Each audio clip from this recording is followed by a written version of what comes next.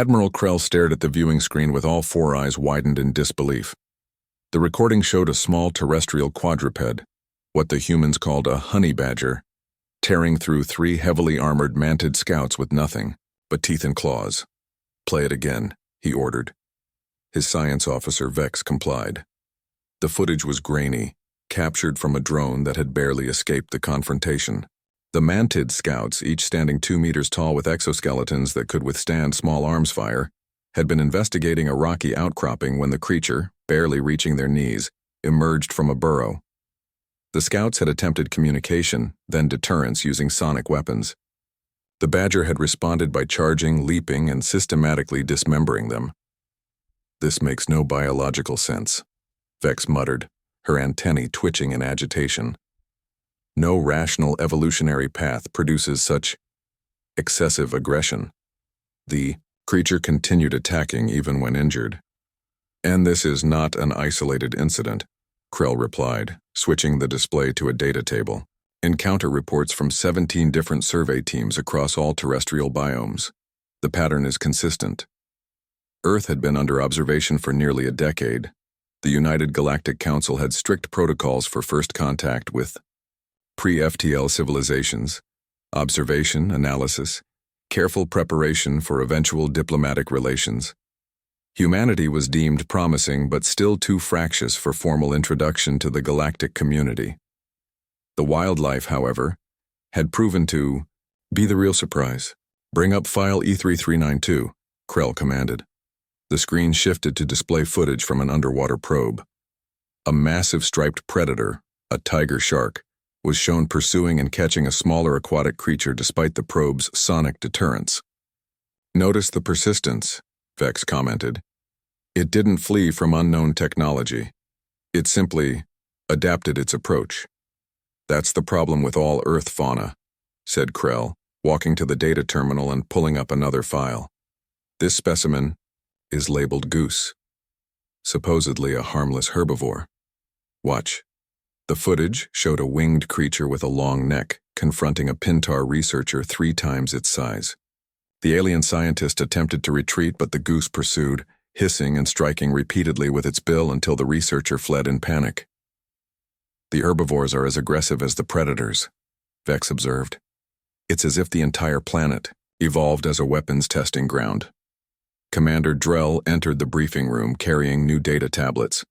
As head of military intelligence, his assessment would be crucial. "Admiral, we've compiled the ecological threat assessment as requested," he reported. "Our conclusion is disturbing. We believe Earth's biosphere represents the most concentrated collection of naturally evolved biological weapons in the charted galaxy." "Surely you're exaggerating," Vex protested. "They're just animals." "No," Drell insisted, displaying a hologram of various Earth species. "We've cataloged over 50,000 distinct offensive and defensive biological adaptations, venom delivery systems more sophisticated than our chemical weapons, stealth capabilities that can evade our most sensitive detectors, and persistence, the sheer unwillingness to retreat that defies rational cost-benefit analysis." Krell considered this information gravely. "And the humans, how do they relate to these creatures?" "That's the most concerning part," Drell replied. "They live among them, study them, in some cases domesticate them. They appear to have adapted to an ecosystem so lethal that it would drive most sentient species to madness. Or perhaps," Vex suggested quietly, "it drove them to become what they are." Admiral Krell stared at the image of Earth rotating peacefully on the main screen. "Such a beautiful blue world hiding such teeth and claws. Update the first contact protocols," he ordered finally. "Any species that evolves on such a world and not only survives but thrives, we must approach with the utmost caution." The Galactic Council chamber hummed with nervous energy as representatives from 27 spacefaring civilizations gathered for the emergency session. At the center of the chamber, a hologram of Earth rotated slowly, innocent-looking from a distance. High Counselor Mav, a tall, willowy being from the Cygnus system, called the session to order. "We have convened to discuss the findings of the Earth Observation Initiative. Admiral Krell will present the report." Krell stepped forward, his uniform crisp despite the journey from the observation post at the edge of the Sol system. "Esteemed counselors," he began, "for the past decade, we have monitored Earth as a potential candidate for first contact. While human technological and social development proceeds at expected rates, we have identified a significant anomaly requiring immediate attention." He gestured, and the hologram shifted to display a montage of Earth's creatures: a honey badger tearing through a snake nest, an octopus solving complex puzzles to obtain food, a wolverine fighting off predators 3 times its size, a colony of ants dismantling a much larger creature piece by piece. "These are not selected incidents," Krell emphasized. "This is typical behavior across Earth's biosphere. The planet has produced what can only be described as living weapons, creatures with biological capabilities that match or exceed our engineered combat systems." The Arthen representative, a crystalline entity, chimed in. "Are you suggesting these creatures were designed?" "No," replied Vex, who stood beside Krell. "That's what makes this situation unprecedented. These capabilities evolved naturally through competitive pressure. Earth's evolutionary history includes at least 5 major extinction events, each serving as an evolutionary bottleneck selecting for survival traits of incredible potency." Commander Drell activated a new hologram showing comparative data. "Consider the box jellyfish," he said. "Its venom attacks nerve cells, muscle cells, and heart cells simultaneously, causing excruciating pain and potentially death. Our most advanced neurotoxins are crude by comparison." He switched to another display. "The mantis shrimp strikes with the force of a bullet. The bombardier beetle mixes chemicals to create an explosive defensive spray. The electric eel generates enough voltage to power small devices. These are not anomalies. These are standard adaptations on Earth." The chamber erupted in concerned murmurs. The Volus representative raised a manipulator. "What of the humans themselves? Do they possess similar capabilities?" Krell exchanged glances with his team before answering carefully. "Physically, humans appear unexceptional by galactic standards. Average strength, speed, and sensory capabilities, however." He paused, ensuring his translation implant would convey the gravity of his next statement. "They demonstrate unique cognitive and behavioral traits. Specifically, they show a remarkable ability to study, understand, and even form symbiotic relationships with these living weapons." He displayed footage of humans handling venomous snakes, training predatory birds, keeping potentially lethal creatures as pets, and coexisting with organisms that would send most sentient species into panic responses. "Moreover," Vex added, "humans display unusual persistence similar to their wildlife. They continue physical activity despite pain, exhaustion, and injury, at rates that suggest overridden self-preservation instincts." The Novalian representative, a methane breather attending via remote projection, spoke up. "You're dancing around the obvious conclusion, Admiral. Are humans themselves living weapons?" The chamber fell silent, waiting for Krell's response. "Our assessment," he said slowly, "is that humans evolved in an environment so competitive that it equipped them with unusual psychological resilience. They don't possess venom or claws, but they adapted to life among creatures that do, and they learned from them." He displayed one final image, a human child gently petting a large canine with powerful jaws. Most disturbing is their ability to form bonds with predatory species, effectively extending their capabilities through biological alliances that no other known civilization has achieved. The human-canine bond alone has persisted for thousands of their years. High Counselor Mav studied the images thoughtfully. "What do you recommend, Admiral?" "The first contact protocol must be reconsidered," Krell replied firmly. "Any species that considers Earth's apex predators to be appropriate companions cannot be approached with standard diplomatic measures. We are dealing with beings who evolved on a death world and consider it normal." Dr. Tom Reed adjusted his binoculars, focusing on the strange metallic object half buried in the Montana wilderness. As the lead biologist at Yellowstone National Park, he'd received reports of unusual wildlife behavior in this remote section, animals, giving a wide berth to what rangers initially thought was illegal trash dumping. What he found instead had him reaching for his satellite phone with shaking hands. "Director, it's Reed. You need to send a containment team and call Washington." 30 miles away at the edge of the park, Agent Lisa Holt killed the engine of her government SUV and reviewed the briefing one last time. Possible extraterrestrial technology. Extreme caution advised. No press. No local enforcement involvement. As she stepped from the vehicle, a park ranger approached. "Agent Holt, I'm Ranger Martinez. Dr. Reed is waiting at the site." The 2-mile hike took them deep into pristine wilderness. As they approached the coordinates, Martinez paused, pointing ahead. "Notice anything strange?" Holt scanned the forest. The usual ambient sounds, birds, insects, small mammals, were absent. The forest was unnervingly silent. "The wildlife won't go near it," Martinez explained. "Every animal in the park is avoiding a half-mile radius around the site. Even insects." They found Reed at a makeshift observation post. Cameras and sensing equipment aimed at a gleaming object the size of a compact car. "It's some kind of probe," Reed explained without preamble. "Crashed 3 days ago based on satellite imagery. But that's not the interesting part." He pointed to a screen showing thermal imaging. "It's still active. And about 4 hours ago, it released these." The screen showed 6 small objects, each the size of a softball, moving independently through the forest. "Observation drones?"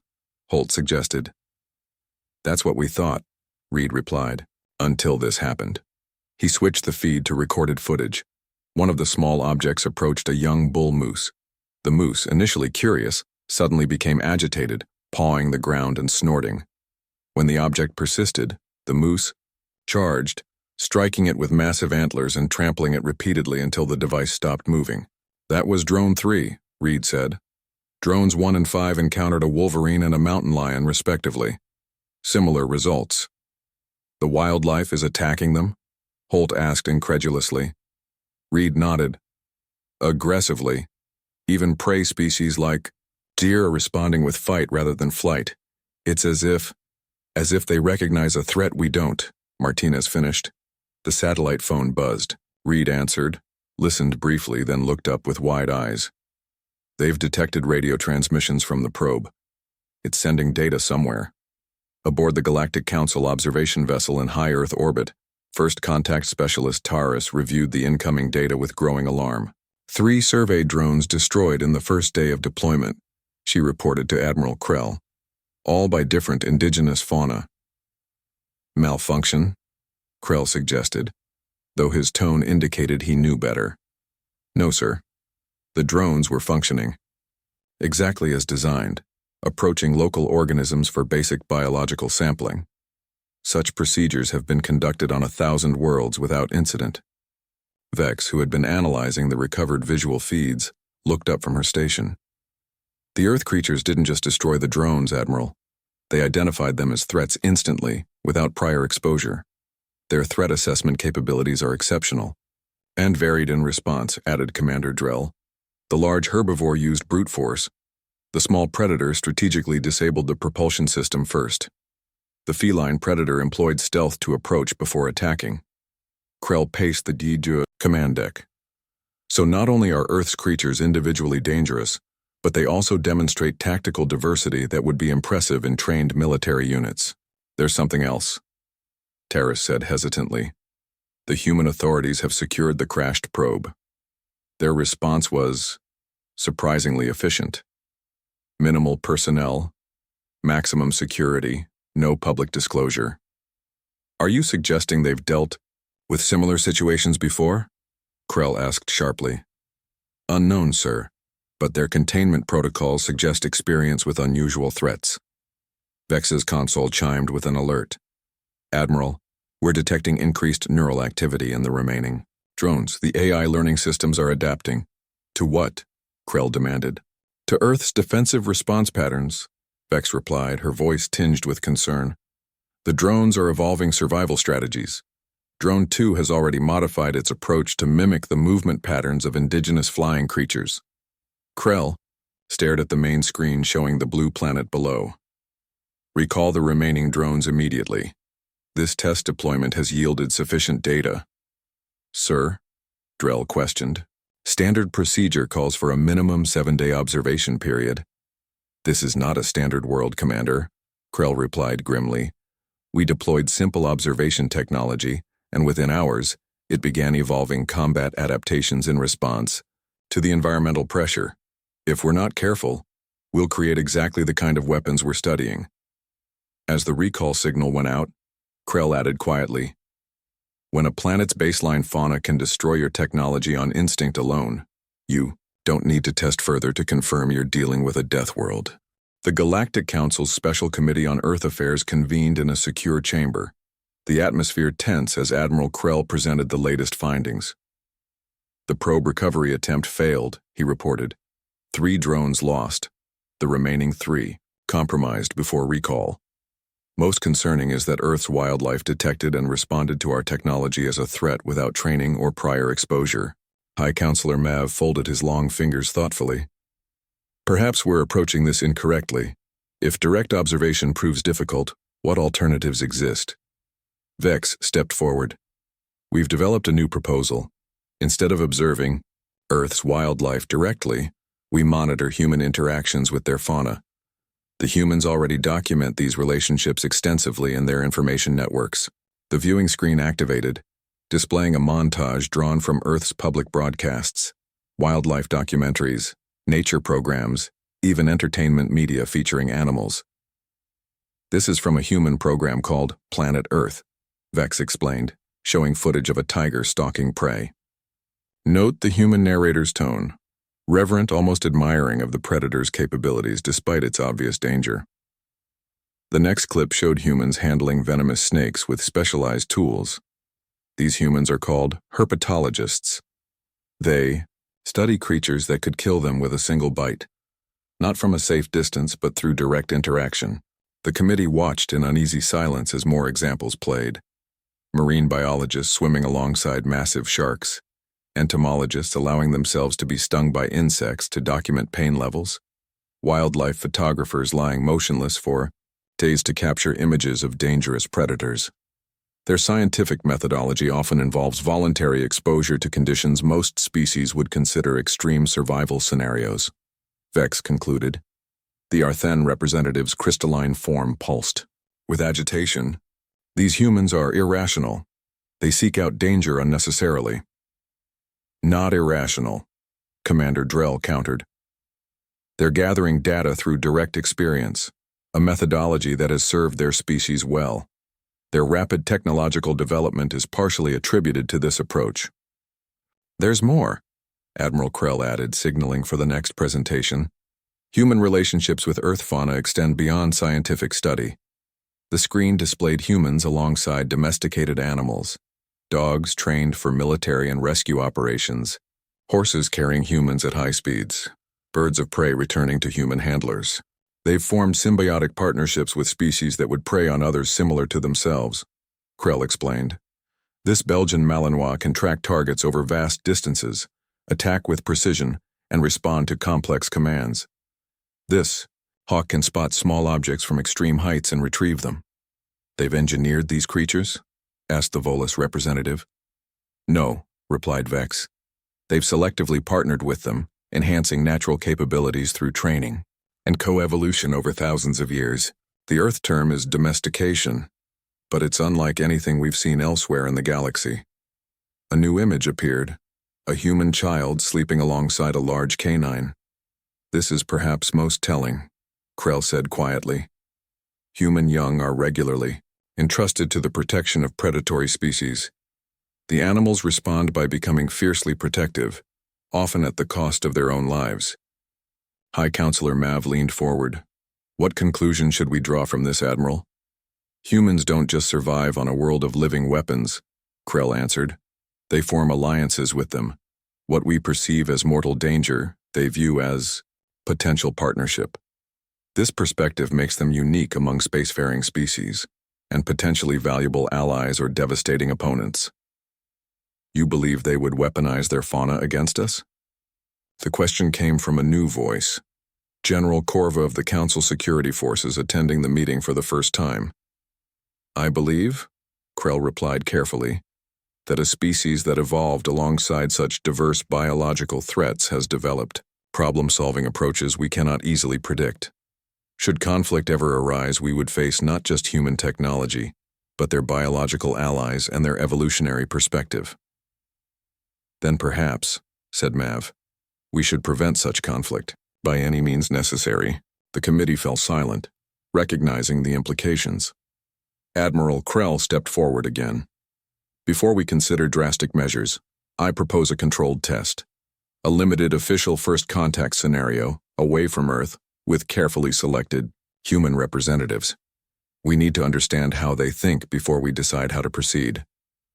As the committee deliberated, on the viewing screen, a wolf howled beneath Earth's moon, a sound that had echoed across that planet since before humans built their first cities, a sound that had shaped the evolution of an entire world.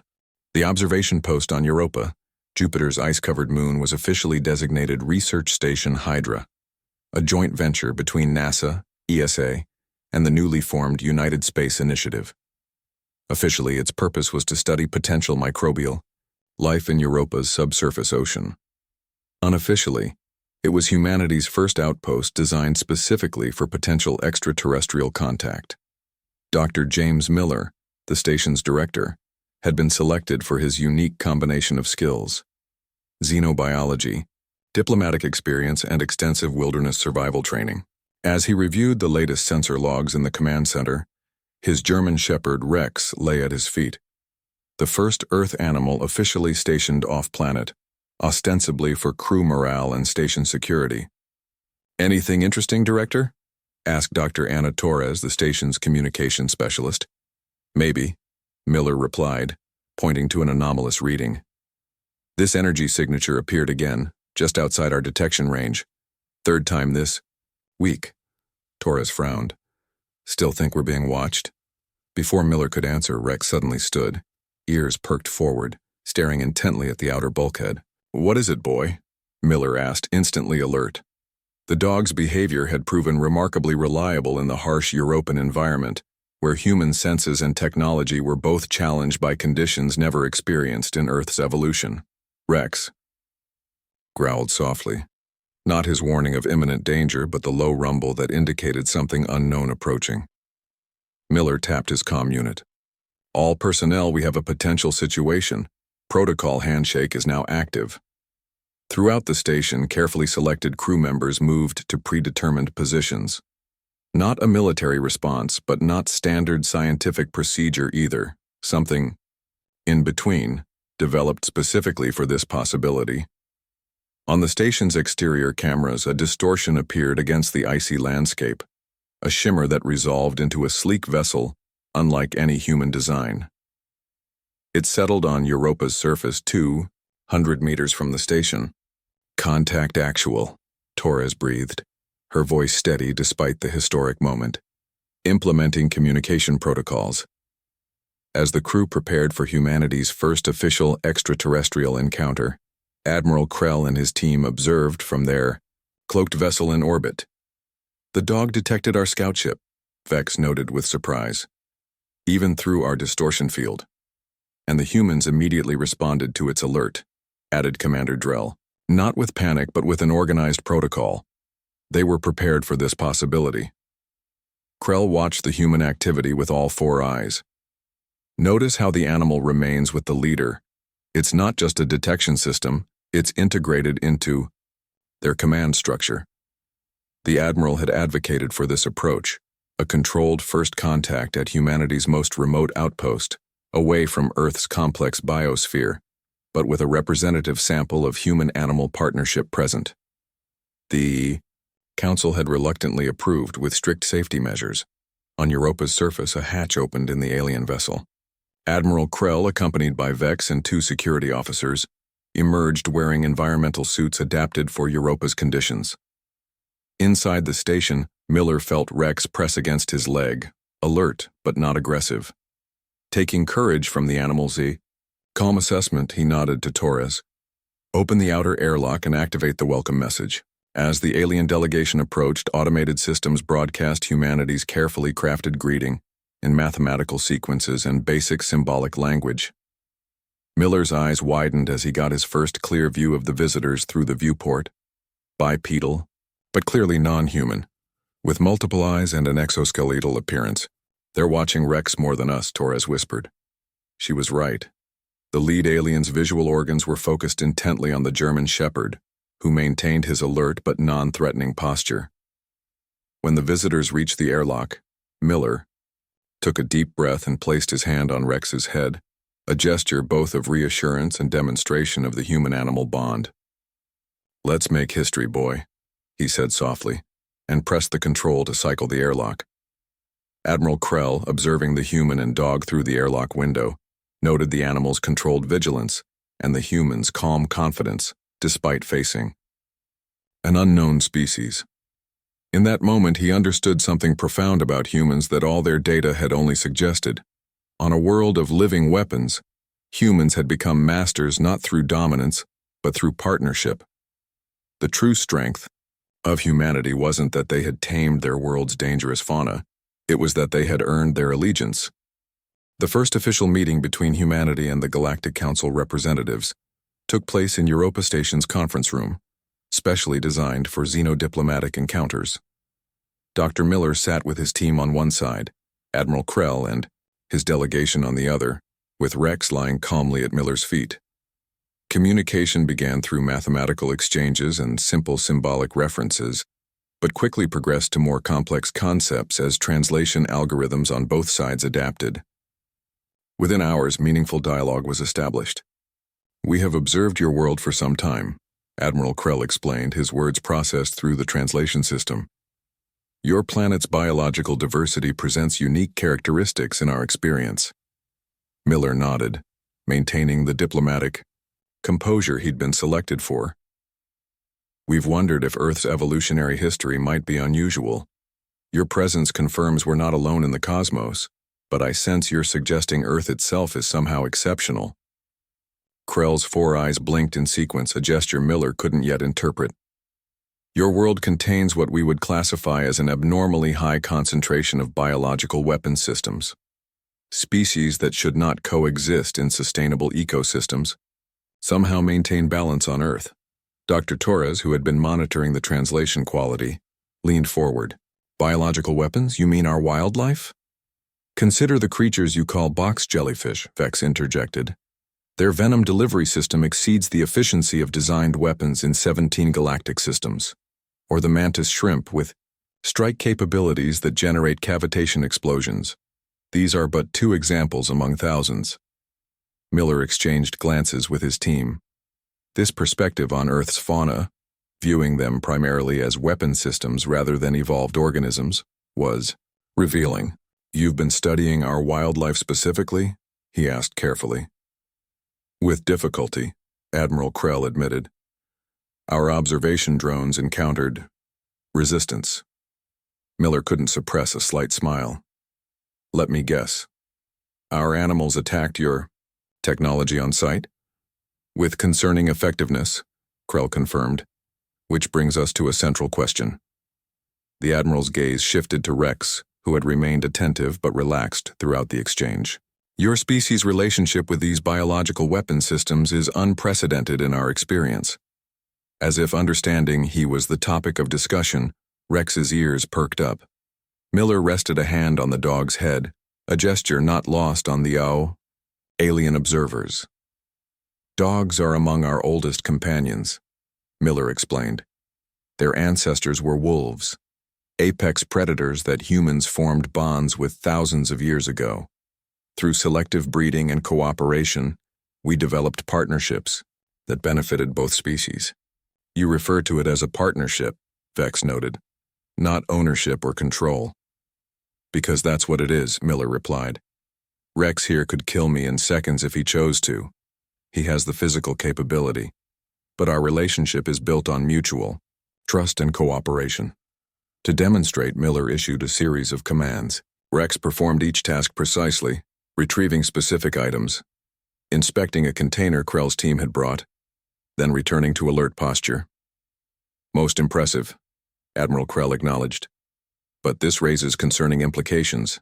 A species that can form alliances with the formidable organisms of Earth might approach interspecies relations very differently than the established galactic community. The subtext was clear to Miller. They feared humans might be uniquely dangerous due to their evolutionary history. A diplomatic challenge, but also an opportunity. "Admiral," Miller said thoughtfully, "perhaps our familiarity with diverse biological systems gives us valuable perspective.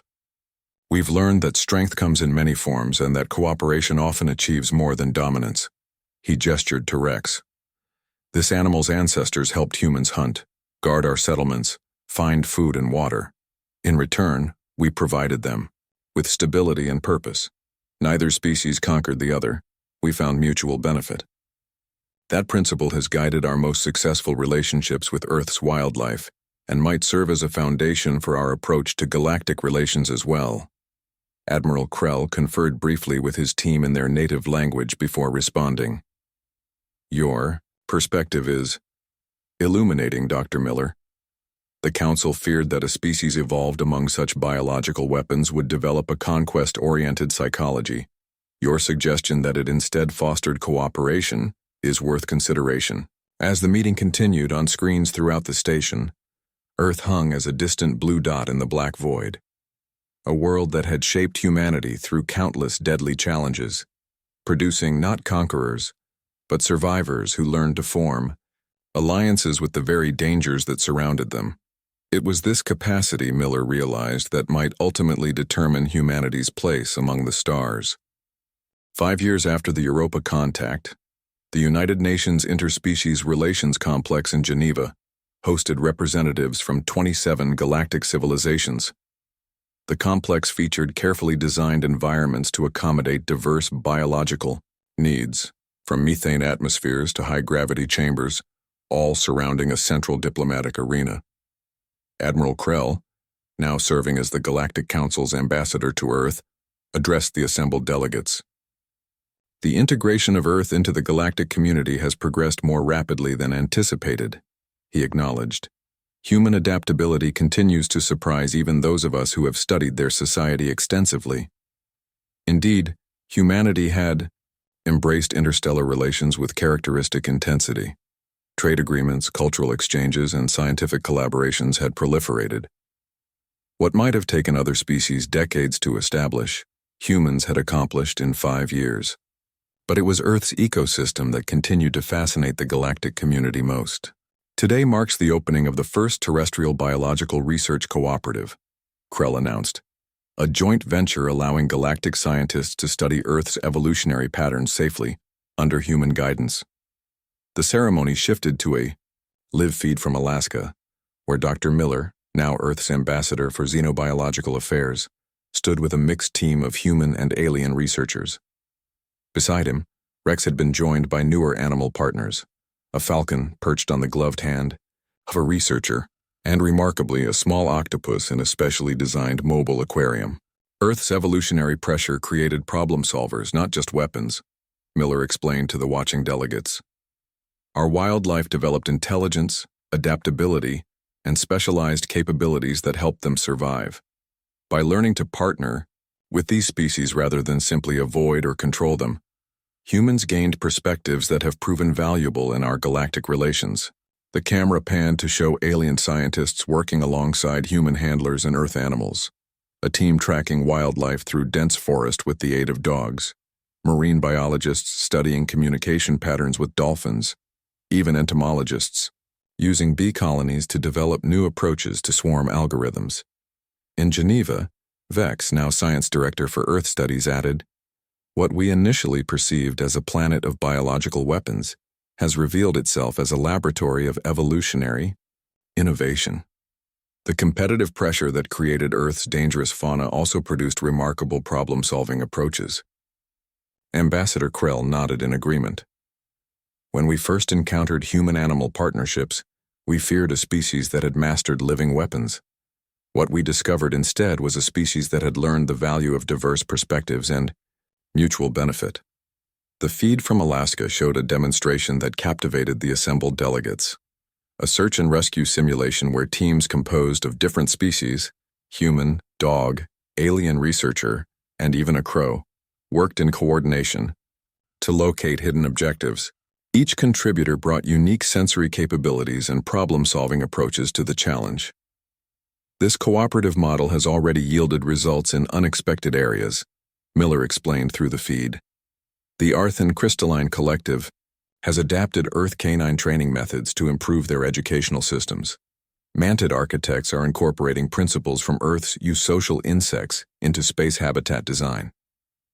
In Geneva, the High Counselor from the Cygnus system rose to speak. When Earth was first discovered, some advocated for quarantine or containment protocols, she admitted. A world that produced such biological capabilities seemed potentially destabilizing to galactic peace. We now recognize this assessment was fundamentally flawed. Ambassador Krell agreed.